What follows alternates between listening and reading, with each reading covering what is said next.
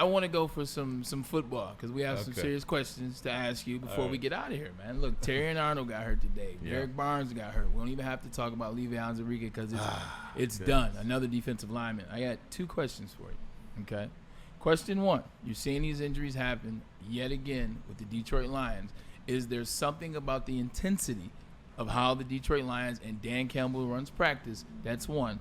And then 2 is on Terry and Arnold. It's a calf strain. Calf strain has become a big issue in the NBA and a bigger issue just in sports, period, because the calf strain sometimes, not always, not typically, but sometimes it leads to the Achilles. So for Terry and Arnold and the calf, what can he do to stay away from that? Because there's time. And then 2, the intensity of these practices, because here we go again. And I'm not putting it on Dan, but I think it's a fair question for the listening audience. Yeah. Is there something that is about the intensity of the practice? Because Dan's a guy, he's intense, and he's a former player, and he's an alpha, and he's from a former era, and his mentors were no nonsense guys, and they practice hard. Are they practicing too hard? So I talked about this preseason last year. Yep. And I went on record saying the level of intensity is going to add up because those are accumulative issues. But I have to go and say I was right because we had crazy injuries. Can you link it directly to the aggressive way we were practicing early? No, there's 2 sides to that, right? So I'm pro Dan Campbell. I'm pro Lions. Same. So I'm going to find it in the glass half full that these guys are going to be more intense, more ready coming out of the gate. We don't need game 2, 1, 2, 3, possibly 4 to get ready. This team is ready. So I just had a similar conversation to a 15-year-old cheerleader, right? So we can take the Lions out. Okay. She's got a coach that, 1, has a reputation. I'm going to be good. I'm going to beat everybody up the same way, and I'm going to get the people that can sustain it and be with my team, right? Yeah. So this 15-year-old's got to make a decision. Can you continue to take off? So Arnold, these guys can, like, I'm not feeling right. I know my body. I need to rest. That's a different situation, and they have to be more aware of it. Is he pushing it too far? We all know he's pushing it hard. Do we know the answer? We've shown over years that the intensity, the rest, the body rest, the recovery is very important for injury prevention. Are we allowing proper body recovery to prevent injury? That's the bigger question I think that needs to be asked and answered, and that's understanding, allowing that athlete, a guy in his first, second year, he's not going to say a thing. Right. That senior, more mature guy, like Laporta, you said he's in his second, third year, he's appreciating it. Mm-hmm. He's on that balance right now that I'm going to be protective of my body. I've already had a couple silly injuries. Yeah. I didn't have my highest performance. I got to be smarter. He's got a lawyer in his ear. He's got an agent in his ear. He's got a business property in his ear. Personal MD in his ear. You know, I hate to always roll the money thing in, but Dan Campbell has gotten a way to maintain that old school, rock 'em, sock 'em, I'm going to punch you in the face. Yeah. And his team is buying in. So it's a very unique situation that you've created. Like you said, you've been with Cleveland. You've been with the Jets. The mentality's been different. Campbell is saying, I'm leading you. I'm the warrior. I'm the first guy with my sword in the air, and I'm going to war. These guys are behind him. So this is a unique situation. So I didn't really answer your question. But the intensity is going to just statistically, scientifically, we do all the physiology. It leads to further injuries when the intensity is high. But if you're not in, that's a really fine line to walk. Right. If you're not, it's an intense sport, right? So if you're not practicing hard, if you're not practicing intense, if you're not hitting people, and then comes Sunday and you're not prepared and you get your doors blown off, people are saying, why aren't you practicing harder? That's when Steve Mariucci was here, it was a little bit of a country club. And they got steamrolled on a regular basis. Yeah. Suddenly, you get a guy in here who wants to get after it a little bit, and we're saying, well, it could be too much. What's the fine line there? It's also the morale of the control he has in that locker room. I can't underrate, and I have to highlight the morale in the locker room. When these guys are willing to fight and go, that little tweak isn't so bad. When you have a bad locker room, that little tweak is an excuse to sit out, right? So I don't want to pick on on Steve, but he didn't have everybody behind him like Dan does. These guys are going to war with him. They'll all say it. I don't think he would have got that response from the players. They would have said it verbally, but their body language would have said something different. Yeah. So when you go fine line, these are professional players. We're not talking junior high school. These guys have been through the ringer and should know. Some of the young guys coming out of college with no injuries, anybody coming from college to NFL, it's not a small jump. It's a huge jump. And that intensity is what you're doing. This is your job. That's a concern for Terrion Arnold. I think he's a really important piece. I'm just super concerned about that calves leading into the Achilles still. Like I know that's a whole nother story. What can the Lions do to prevent that from being a thing? I know it happens in the NBA more, and this isn't the court. This isn't the NBA, and football players they train their calves, unlike the NBA. You're talking about that backward movement too, okay? With the eccentric forces. You're talking about the Achilles already being a weak link. Gotcha. When you're starting, I always said, I haven't talked to Gervin and Dr. J about this, about the step back causing more, and they said, I don't think so, Doc, but I'm sticking to my physiology of the forces. And the same thing when you're backpedaling. You're backpedaling at a different speed. That's usually when those kind of injuries are happening, because you're putting your Achilles that doesn't like that force going backwards. Like I say in basketball, it's easier. It's a step back to get behind the three, and that's where you're having small micro tears, which can lead to that injury. Well, you got the backpedaling, then the plant to drive forward too, right? Yeah, right. So that's so all it's part an eccentric forces. So you're coming and going. So you're accelerating on a lengthened, already disadvantaged muscle to get it going. Very educational. And at times a little sad, but it's something we can learn from. Thanks for being here, JP. Always appreciate it, Doc. Yeah, I wanted to talk about. Are we good? No, we got the mailbag. We got the mailbag coming up, but go ahead. One more. No. I just with the dehydration, just understanding hydration and stuff like that. So, what out today? Like I was out there in the heat today. You got to understand rehydrating is so important. With heat stroke and things like that for the elderly. If you're exercising, if you're out there, the simple thing is 8 ounces for every 20 minutes that you're out there. 8 ounces of water. 8 ounces of water.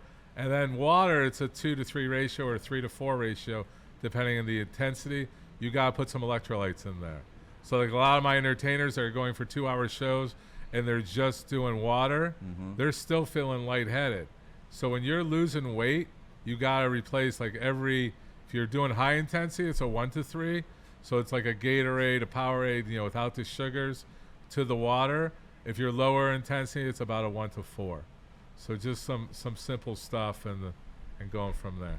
Yeah. Side note, it was tearing out his hamstring, so blame that one on me. Oh, it was his hamstring. Yeah, it was his hamstring. But blame that on me. I got excited to talk about the calf today. Well, what would be more concerning for somebody in that position, the hamstring or the calf? The calf. Okay. The calf, because there's just so much less muscle. Yeah. Hamstring's a big, powerful muscle. You could tear a quarter of it and still be almost as strong, after recovery. But a strain in the hamstring, depending where it is, if it's high up near the butt cheek versus mid-belly versus an attachment down by the knee, makes a big difference. So if it's high up near the buttocks, those are the worst, because the closer to the bone is more involvement and less vascular pooling for healing versus a mid-belly. We like mid-bellies. Yeah. So if it's a mid-belly, we kind of tape them up and put them out there, put some secret sauce on them, get them going. I've played with the mid-belly. Literally, I got a mid-belly injury when I was with the Seattle Seahawks. They ended up cutting me, and because it was a 1, it was a grade 1 hamstring. They released me. Jets picked me back up, and because it was a mid-belly, I'm able to secret sauce it. Able to put the tape, put the bandage around the hamstring, and I know what speed and what gear not to go to. Like that's what the mid belly allows. So let's say I have 4 gears. I know that 3, I bet not be going past 3. And to be honest, if I can get away with 2.75, that's what I would do. I could feel it. But when it's a high hamstring, you can't even get on the field. And when it's a low hamstring, you don't have you don't have control of the gears like that. No takeoffs. The mid belly, if you're smart, and it happened later in my career, so I was able to understand. Like, all right, you ain't 4.4 today. Yeah. you better let that. I like how I snuck that 4.4 in there. Hey, well, technically I was 4.3 like draft. It's a big man moving 4.4. That's one third overall. You know Yeah. what I'm saying? Hey. All right, let's get to the mailbag. JP, stay with us, and we'll get the mailbag going here.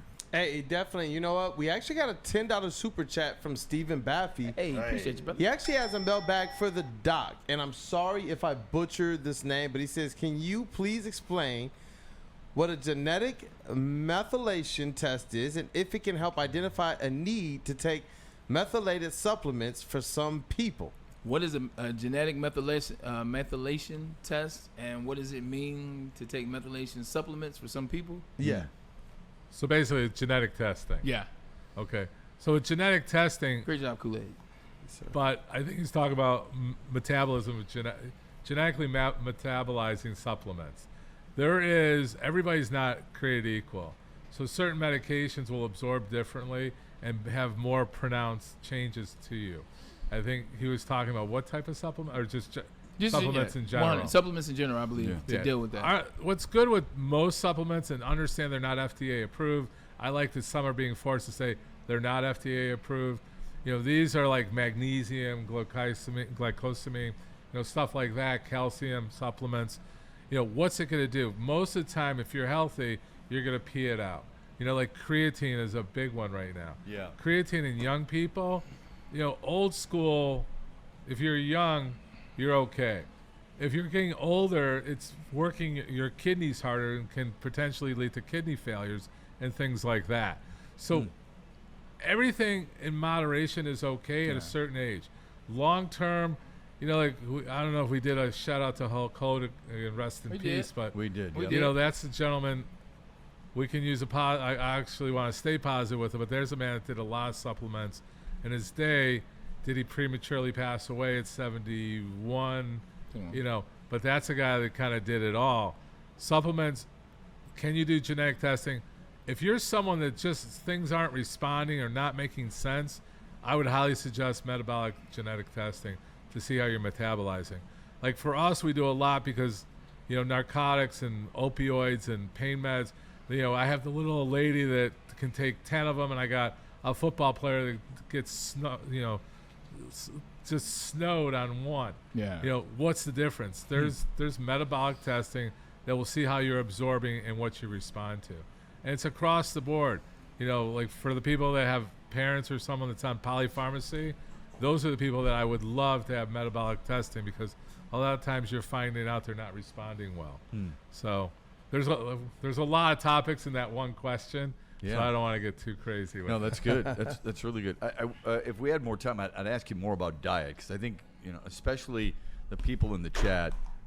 There's a lot of it. There's a fumble. Has a lot to do with what we're eating and when we're eating it. So maybe we can get into that next week. Yeah, the foods, like when we grew up, the foods were healthier. There's so much processed stuff. When we talk about shelf life, My God. when you see something that can stay on the shelf like Spam for like 2 years, that means there's a lot of product in there that may or may not be healthy. So like going to Europe, they eat fresh things every day. There's a major difference to diet. I'm glad you said that. Legitimately, I know we're up against it. I hate going to restaurants now. Because going to restaurants now, you know me, I'm held in. You go all farm to table though. True, but when you don't go to the spots farm to table that are expensive, a bunch of them in this area around the corner, some of them downtown. Like legitimately, I'm just trying to get carrots, Brussels sprouts, and things like that. Why all this honey glaze on my carrots and Brussels sprouts? Why all these extra things that I don't need?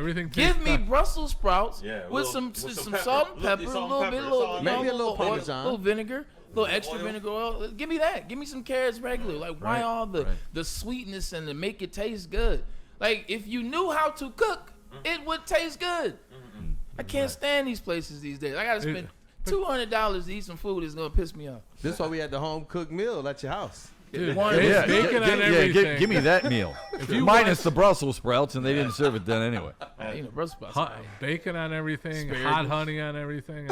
That's why I cooked some asparagus before I came. Bacon, everything. Throw an avocado in there and feel a little Bacon, better. I'm not worried about. Yeah, everything. Bacon, I'm not worried about. Everything's really good with bacon on. Doc, good to see you as always. We appreciate everybody in the chat. Make sure you follow us on socials. We'll be back tomorrow. This is the Braylon Edwards Show, Monday through Friday, 2 until 4. Ricky, Kool-Aid, great stuff as always. Thanks for watching, everybody. We'll see you tomorrow on Friday.